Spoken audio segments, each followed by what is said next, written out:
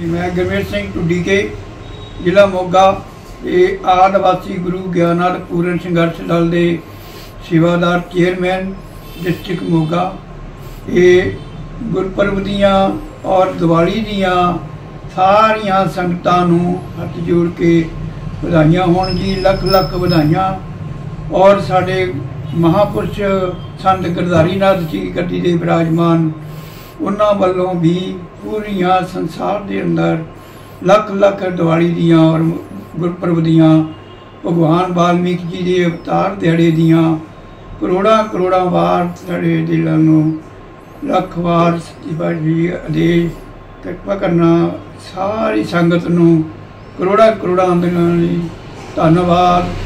धन्नवाद जी।